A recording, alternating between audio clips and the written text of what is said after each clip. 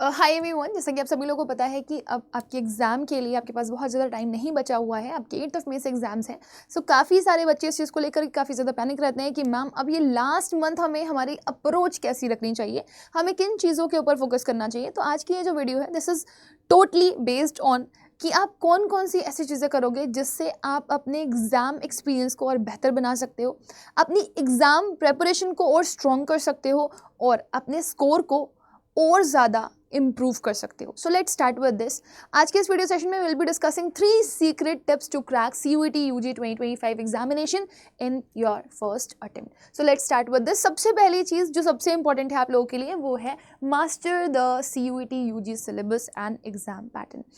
देखो भाई, बहुत सिंपल सी चीज़ है। अगर आप किसी पर्टिकुलर यूनिवर्सिटी के लिए जा रहे हो और कोई स्पेसिफिक कोर्स के लिए जा रहे हो तो आपको ये चीज़ बहुत अच्छे से पता होगी कि अलग अलग यूनिवर्सिटी का अलग अलग कोर्सेज का अलग अलग सब्जेक्ट कॉम्बिनेशन रहता है, यानी कि different universities give you different criteria to prepare for, right now. Suppose अगर किसी आप यूनिवर्सिटी के लिए जा रहे हो जहाँ पर आपको हिस्ट्री ऑनर्स के लिए जाना है तो हो सकता है आपको सिर्फ एक लैंग्वेज और 3 डोमेन्स की प्रिपरेशन करनी पड़े, या हो सकता है किसी आप अदर यूनिवर्सिटी के लिए जा रहे हो तो वहाँ पर आपको सिर्फ और सिर्फ हिस्ट्री एज अ डोमेन पढ़ना पड़े।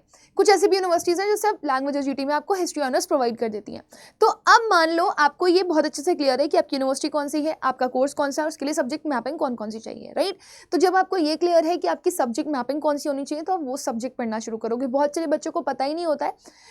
वो सपोज एक ऐसी यूनिवर्सिटी के लिए जा रहे हैं, जैसे सपोज अगर आप DU के लिए जा रहे हो और आपको एक लैंग्वेज 3 डोमेन चाहिए और आप क्या पढ़ रहे हो, पूरा GAT अपने आप में बहुत वास्ट सिलेबस है, तो आप सफ़र करोगे, राइट। तो आपके लिए बहुत ज़रूरी है बेटा कि आप अपनी सब्जेक्ट मैपिंग को बहुत अच्छे से जानो।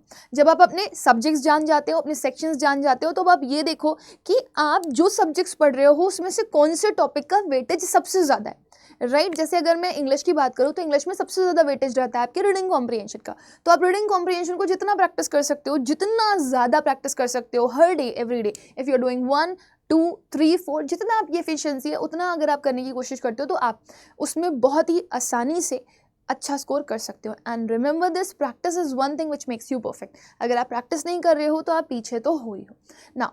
आप एनालाइज करो कि आपके किस तरह के क्वेश्चंस आए। अगर आपको बहुत कंफ्यूजन हो रहा है कि यार 4 साल हो चुके हैं इस एग्जाम्स को, अब तो चौथा वाला साल चल रहा है, 3 साल से जो भी प्रीवियस ईयर पेपर आ रहा है, मेरे को बहुत टाइम लगेगा डिस्कस करने में, so go with the teachers. CUET Adda is one of the most trusted platform of your CUET preparation. और अगर आप अड्डा की जो चैनल है उससे अगर आप प्रेपरेशन कर रहे हो, आपको हर एक टीचर अवेलेबल मिलेगा, चाहे वो डोमेन्स का हो, चाहे वो लैंग्वेज का हो, चाहे वो GAT का हो। आप जाओ, आप देखो कि टीचर्स आपको क्या बताया। उन्होंने स्पेसिफिक अपने जो भी सेक्शंस हैं उन पे वीडियोस बना करके रखी हुई है कि कौन से चैप्टर्स बहुत इंपॉर्टेंट है और सबसे ज़्यादा आपको पढ़ने। तो आप उन वीडियोज़ को देखो और उनके ऊपर ज़्यादा से ज़्यादा वर्क करो ना। आप ये ज़रूर एनालाइज करो कि किस तरह के क्वेश्चंस आपके एग्जामिनेशन में आ रहे हैं। जितने maximum number of different type of questions आप करोगे उतना ही आपको हेल्प मिलेगी, क्योंकि आप कंपटीशन के लिए जा रहे हो। कंपटीशन में आपको वेरिएशंस बहुत देखने के लिए मिलते हैं, एक स्पेसिफिक टाइप का क्वेश्चन आपके एग्जाम में नहीं आता। तो ये भी आपको तभी पता चलेगा जब आपने अलग अलग पेपर्स को एनालाइज किया हुआ होगा। तो इन शॉर्ट अगर मैं आप लोगों को बोलूँ तो आपके लिए बहुत ज़रूरी है, अगर आप ये काम करना चाहते हैं तो उसके लिए आप एक स्पेसिफिक प्लान बनाइए। कौन सा सब्जेक्ट आप किस दिन पढ़ने वाले हैं, कौन सी यूनिवर्सिटी के लिए आप प्रिपेयर कर रहे हो आपको पता है, कौन से कोर्स के लिए आप प्रिपेयर कर रहे हो आपको ये पता है, सब्जेक्ट कॉम्बिनेशन कौन कौन से, और वो सब्जेक्ट आप किस टाइम पर पढ़ोगे। इवन आपका ये टाइम भी डिसाइड होना चाहिए कि आप प्रैक्टिस कब करोगे। तो सपोज अगर आप सुबह पढ़ रहे हो तो आप रात में प्रैक्टिस करो, और अगर आप रात में पढ़ रहे हो तो आप सुबह प्रैक्टिस करो। आपका टाइम डिसाइड होना चाहिए। और क्योंकि आप एक लास्ट कमर हो, लेट कमर हो, तो जितना ज़्यादा आप अपना टाइम दे सकते हो एग्जाम्स को उतना ज़्यादा दो। बट हाँ, इसमें आप अपने 6 घंटे की नींद ज़रूर इंक्लूड करना, बिकॉज अगर आप सो नहीं पाओगे तो फिर आपको मेंटल पीस नहीं मिलेगा, और अगर आप एग्जॉस्टेड रहोगे तो फिर आप अच्छे से प्रिपेयर नहीं कर पाओगे और ना आप अपना एग्जाम अच्छे से दे पाओगे। सेकेंड थिंग इज, अब आपको नंबर ऑफ क्वेश्चंस को आइडेंटिफाई करना है तो उसके लिए आपको क्या करना पड़ेगा, प्रैक्टिस क्वेश्चंस करने पड़ेंगे। वो कहाँ से करोगे आप, you can use mock test, है ना। इसके अलावा आप क्या यूज़ कर सकते हो, प्रीवियस ईयर क्वेश्चन का यूज़ कर सकते हो। प्रीवियस ईयर क्वेश्चन आपको डिफिकल्टी ऑफ पेपर का अंदाज़ा लगवाएगी, ठीक है। और प्रैक्टिस क्वेश्चन अगर आप मॉक से कर रहे हो तो आपके पास वैरायटी ऑफ क्वेश्चंस होंगे। तो कोशिश करिएगा कि आप ये दोनों बहुत स्पीड में कर रहे हो। और ये जो आखिरी महीना है इसमें तो सबसे ज़्यादा आपको मॉक टेस्ट और प्रीवियस ईयर क्वेश्चंस देने हैं। और सबसे बड़ी चीज़, जब आप मॉक टेस्ट देते हो, जब आप प्रीवियस ईयर क्वेश्चंस करते हो, तो उनको भी करने का एक तरीका होता है। तरीका क्या होता है, आपने एक बार पेपर कर दिया, आप बंद करके बैठ जाते हो, अरे यार मेरे तो इतने मार्क्स आ गए, मैं तो डीमोटिवेट हो गया। तो डीमोटिवेट नहीं होना है भाई, ये एग्ज़ाम नहीं है आपका, ये एग्ज़ाम तक पहुंचने का एक ज़रिया है, ये आपका एनालिसिस है। तो जब आप कोई क्वेश्चन कर रहे हो, अगर आपका सही हुआ है तो आप खुश मत हो जाओ, आप ये देखो कि क्या वो आपको आता था इसलिए सही हुआ या फिर आपने गेस वर्क किया है, क्या आप गेस वर्क में अच्छे हो या नहीं हो। गेस वर्क भी ऐसा नहीं है जय माता दी लेट्स रॉक आप कर रहे हो, आपको क्या करना पड़ेगा, गेस वर्क में भी you should be very very sure of this कि क्या मैंने जो ट्रिक्स लगाई, जैसे मैंने बताया ना विकैबुलरी, सपोज सिनोनिम पूछा गया है, आपको रूट वर्ड्स आते हैं, आपने देखा पॉजिटिव वर्ड का सिनोनिम पॉजिटिव होता है, अगर एंटोनिम पूछा जाएगा तो नेगेटिव होता है, तो आपने वो ट्रिक लगाई और वो ट्रिक आपकी अप्लाई हो रही है, इस वजह से आपका आंसर करेक्ट हो रहा है। तो कितना हद तक आपका गेस वर्क करता है ये भी आपको पता चल जाएगा अपने प्रैक्टिस के टाइम पर। सेकेंड, अगर आपका कोई क्वेश्चन गलत है तो क्यों गलत है, क्या आपको आता नहीं था या फिर आपको आता था आपने सिली मिस्टेक किया। जिस दिन आप ये जानना सीख जाओगे ना, आप बहुत तेज़ी से इंप्रूव करोगे। और बहुत ज़रूरी है बेटा कि आप इस चीज़ पर वर्क करें। अगर आप प्रैक्टिस मॉक्स कर रहे हैं, प्रीवियस ईयर क्वेश्चंस कर रहे हैं, बिना एनालिसिस के कर रहे हैं, तो आप अपनी प्रिपरेशन अधूरी कर रहे हैं। और जितने भी, चाहे अगर आप ऑफलाइन PYQs कर रहे हो आप या फिर ऑफलाइन मॉक्स कर रहे हो आप, बिना टाइमर के मत करना। अगर आपको टाइमर का अंदाज़ा नहीं है तो फिर आप सफ़र करोगे, क्योंकि कंपटीशन के लिए जा रहे हो, आपका एग्जाम का एक स्पेसिफिक टाइम होता है और आपकी स्पीड बहुत मैटर करती है। सो ये दोनों चीज़ें आपको स्पीड और एक्यूरेसी पे वर्क करवाएंगी। एंड सबसे अच्छी चीज़ मैं आप लोगों को यहाँ पर एज अ टिप देना चाहूँगी कि मॉक टेस्ट आप हर हफ्ते करो, राइट। और कोशिश करो जैसे जैसे एग्जाम पास आता जाए वैसे वैसे अपनी फ्रीक्वेंसी बढ़ा दो, ठीक है। ये सिर्फ आपको इम्प्रूव करेगा, सिर्फ और सिर्फ पढ़ने और समझने में ही नहीं, बल्कि आपकी स्पीड भी इंप्रूव करने में, राइट। सो ये बहुत बहुत बहुत मैटर करता है कि आप अपने एग्जाम में जब जा रहे हो तो बहुत कॉन्फिडेंट होकर के जाओ। And the third one is focus on की टॉपिक एंड रिवाइज एफिशिएंटली। जब आप मॉक टेस्ट कर रहे हो, PYQs कर रहे हो, तो आपको ये पता चल जाएगा आपके वीक एरियाज कौन से हैं, आपके स्ट्रॉन्ग एरियाज कौन से हैं। आपको ये भी पता चल जाएगा कि कौन सा सेक्शन ज़्यादा इंपॉर्टेंट है, कौन से क्वेश्चंस हैं जो फ्रीक्वेंटली पूछे गए हैं, कौन सा टॉपिक है जो सबसे ज़्यादा बार आया है, चाहे वो डोमेन्स का हो, चाहे वो GAT का हो, चाहे वो आपका लैंग्वेज का हो, राइट। फिर अगर आप बात करते हो GAT में करंट अफेयर्स वाले सेक्शन की, तो करंट अफेयर्स में PYQs आपको हेल्प नहीं करते, बट प्रैक्टिस मॉक आपको मदद कर सकते हैं, क्योंकि आप अगर पिछले 1 साल का भी करंट अफेयर्स पढ़ के जाते हो तो वो आपके लिए मोर देन सफिशिएंट होता है। तो जब आप ये अंदाज़ा कर लोगे कि आपके की टॉपिक्स कौन कौन से हैं, आप उनको एक पेज में लिख लो।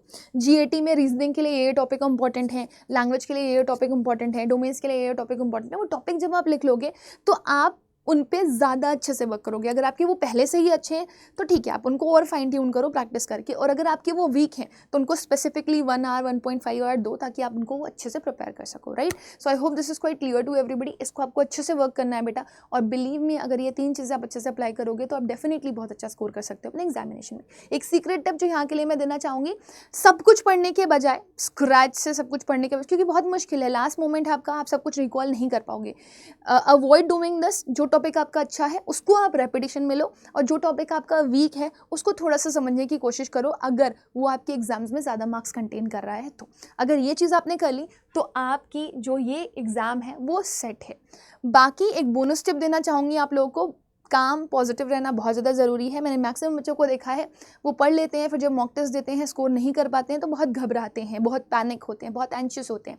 तो अभी अपनी सारी जो भी घबराहट है उसको ताक पे रख करके आओ, और दिमाग में बस ये रखो कि मुझे अपनी प्रिपरेशन बेस्ट ऑफ बेस्ट करनी है, मैं एवरीडे अपना बेस्ट दूंगा या दूंगी, और रिजल्ट आप खुद देखोगे कि वो अपने आप आपका आउटस्टैंडिंग हो रहा है। सो कोशिश करिए कि जितना काम रह सकते हैं रहिए, क्योंकि जितना सुकून से आप चीज़ों को कर, आप सोचो ना, एक डस्टबिन है, वो अगर भरी हुई है, ठीक है ना, तो आप उसमें चाहो और कचरा भर दो तो वो सब कुछ बाहर निकल करके आएगा।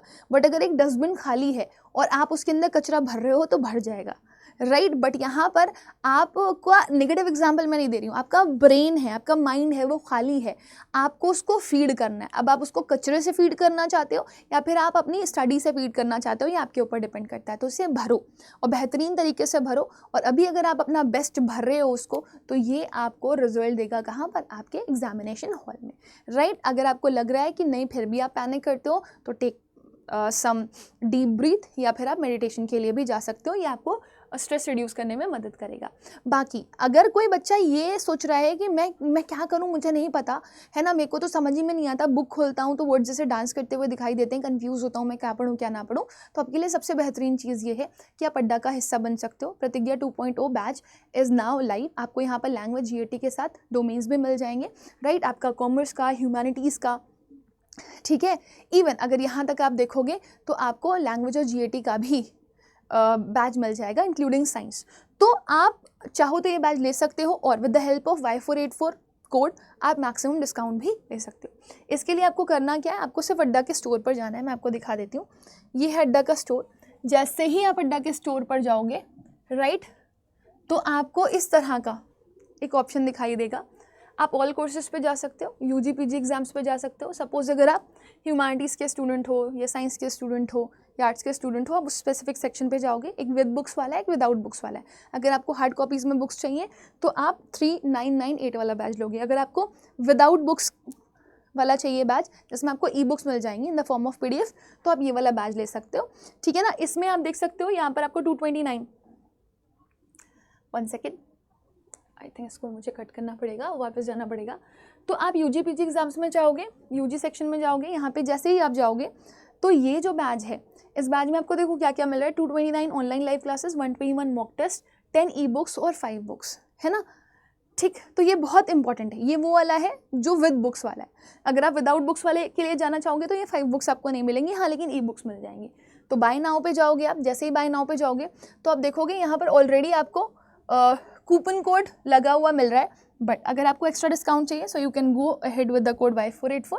जैसे ही आप इसे यूज़ करोगे आप देखोगे कि यहाँ पर आपको ये जो बैच है, ठीक है ना, ये कितने का मिल जाएगा, 3834 रुपीज़ का, by using this code. Okay, बाकी कोई कन्फ्यूजन हो, कोई डाउट हो तो आप मुझे after the video comment section में लिख सकते हो। तब तक के लिए bye bye, take care, God bless you.